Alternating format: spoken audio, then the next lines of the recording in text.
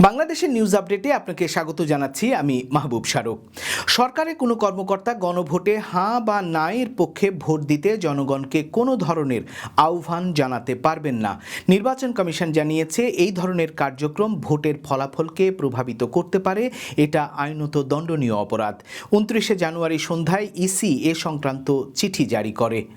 Vote দিতে নিবন্ধন করা পৃথিবীর বিভিন্ন দেশের প্রবাসীদের ঠিকানায় এখন পর্যন্ত 7,66,862 ব্যালট পৌঁছেছে।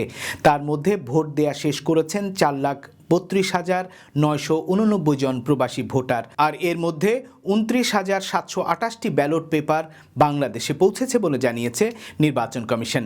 এ নির্বাচনে 15,33,000 প্রবাসী ভোটার নিবন্ধন করেছেন। দেশের সব প্রিন্টিং প্রেসকে নির্বাচনী পোস্টার না ছাপাতে নির্দেশ দেয়া হচ্ছে। এবারের নির্বাচনে পোস্টার ব্যবহার নিষিদ্ধ করার কারণে প্রিন্টিং প্রেসগুলোকে এর নির্দেশনা দেয়া হচ্ছে বলে জানিয়েছে নির্বাচন কমিশন। দেশের সব জেলা প্রশাসক, ঢাকা, চট্টগ্রাম ও খুলনার আঞ্চলিক নির্বাচন কর্মকর্তাদের কাছে চিঠি দিয়েছে নির্বাচন কমিশন।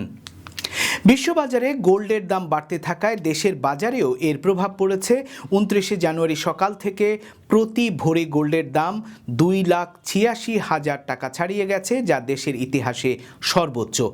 22 ক্যারেটের এক ভরি গোল্ডের দাম ধরা হয়েছে 2,86,000 টাকা। গোল্ডের দাম আরও বাড়তে পারে বলে পূর্বাভাস দেয়া হয়েছে।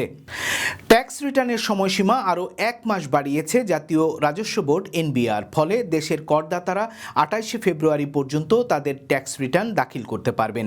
এ নিয়ে 3 দফা বাড়ানো হলো ট্যাক্স রিটার্ন দাখিলের সময়সীমা। এই ছিল আজকের বাংলাদেশের নিউজ আপডেট। আল্লাহ হাফেজ।